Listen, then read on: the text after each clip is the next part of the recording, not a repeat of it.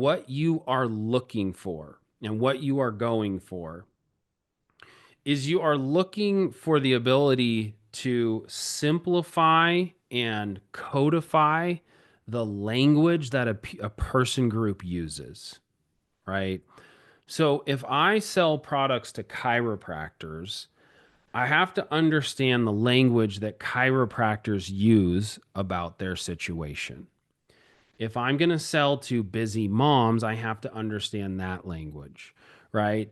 A weekend warrior who's like still sort of an athletic guy who likes to get out and mountain bike and play flag football with his friends every weekend, or probably nowadays it's pickleball, I guess, right? Is the big sport. But it's like, okay, that guy's gonna have different dreams, goals, ambitions. He's gonna speak about his frustrations in a different way than maybe the 69-year-old Medicare patient who just kind of doesn't want to be in pain anymore, right? So you have to the reason you have to define this is because when you run an ad, you send out a piece of direct mail, you go on TV for a TV appearance, you appear on a podcast, you are speaking to your demographic, and you can't go out there and just say like, oh well, if you have a spine then you need this, or if you have a face then you need this, right? You have to speak to,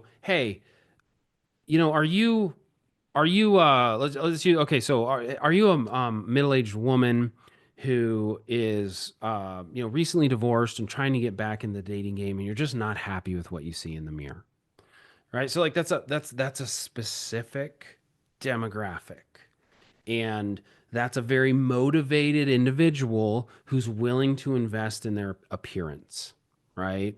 And so you can speak the language. So that's really what you're looking for, is like, how do I refine what I'm saying in my marketing based on making a person feel like this ad or this TV appearance or this podcast episode was just for them. That's what you're looking for when you're defining the person.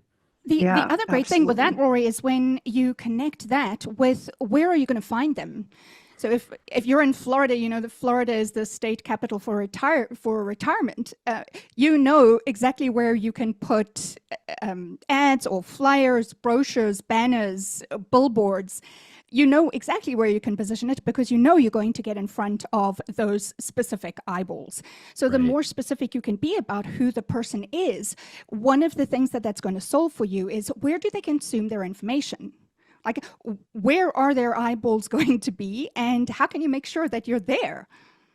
Yeah.